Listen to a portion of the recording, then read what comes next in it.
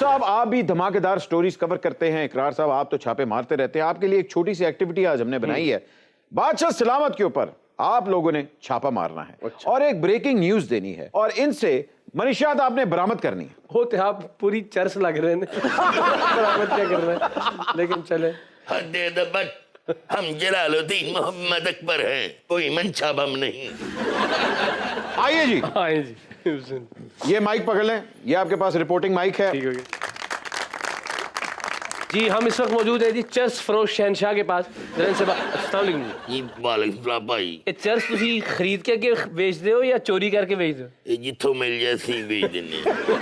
وہ پہلے ہی من گیا ہے ملزم۔ ਇਹ ਤੁਹਾਡੀਆਂ ਮੁੱਛਾਂ 'ਚ ਕੋਕੀਨ ਹੈ? حد ادب، ہم جلال الدین محمد اکبر ہیں۔ ਓਏ ਬਾਦਸ਼ਾਹ جی بھائی، میں نے تو تسی رانا اکبر لگ رہے ہو۔ آپ کو کسی نے غلط کہا ہے، یہ میرے بارے میں انفارمیشن کہیں آپ کو جودھا بائی نے تو نہیں دی؟ اے منیر بھائی نے دی ہے ہمیں۔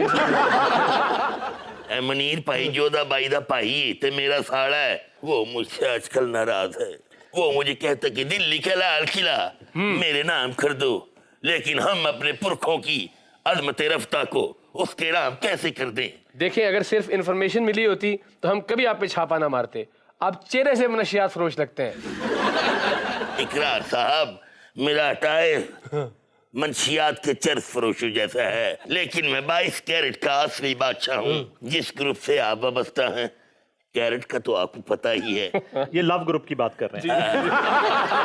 اس کا مطلب ہے کہ سپر اوور میں اصل جو منشیات ہے وہ ادھر سے بک رہی ہے۔ بٹ صاحب آپ نے ایک معصوم بادشاہ پہ چھاپا پڑوا دیا ہے اور آپ ہی وہ منیر بھائی ہیں اصل جس نے یہ چھاپا پڑوایا ہے۔ اور بتائیے وہ منشیات کدھر ہے؟ نہیں حنیف، تحقیقاتی اور صحافت کے پنوں پر آپ کا نام لال حروف سے لکھا جائے گا۔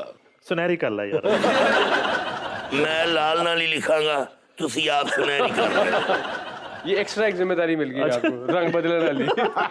میں کہ نہیں ماڑے بچے دو ہی لوگ نے دنیا تے جنہاں کولوں اسی تانگا، ایک دا قلعہ لال ہے، دوے دی حویلی لال ہے۔ نعیم صاحب اور اقرار الحسن صاحب، آپ صحیح مجرم تک پہنچ گئے ہو۔